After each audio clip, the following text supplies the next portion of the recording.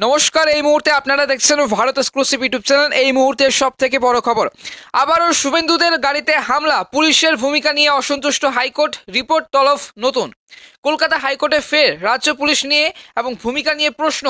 বারুইপুরের দলীয় কর্মসূচিতে গিয়ে আজ বিরোধী দলনেতা শুভেন্দু অধিকারী এবং বিজেপির বিধায়কদের গাড়িতে হামলার অভিযোগ ঘিরে শুরু হয়েছে রাজনৈতিক বিতর্ক।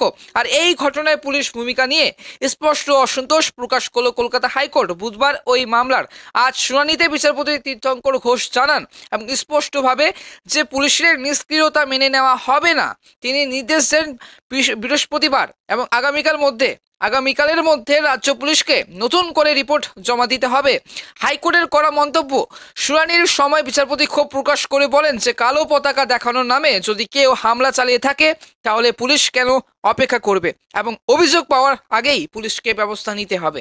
তিনি আরও বলেন যে রাজ্য তো রাষ্ট্রের ভূমিকা পালন করবে, পুলিশ কেন পদক্ষেপ করবে না। এতেই কিন্তু স্পষ্ট এবং আদালত পুলিশের সেই ভূমিকা সন্তুষ্ট নয়।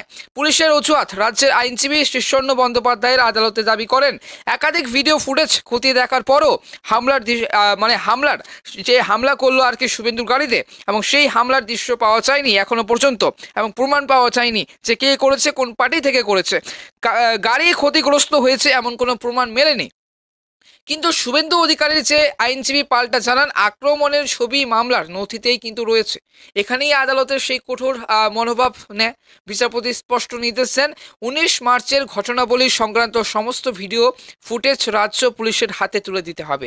পুলিশকে নতুন করে তদন্ত চালিয়ে বৃহস্পতিবারের মধ্যে রিপোর্ট জমা দিতে হবে এবং রাজনৈতিক মহলের যে তোলপাড় এবং কি চাঞ্চল্যকর ছড়িয়েছে অবশ্যই জানাবো। এবং বিজেপির দাবি পুলিশ নিরপেক্ষ নয়। তৃণমূলের দাবি এই মুহূর্তে বিজেপি মিথ্যে অভিযোগ করছে। তবে আদালতের পর্যবেক্ষণ বলছে পুলিশের ভূমিকায় প্রশ্ন থেকেই যাচ্ছে।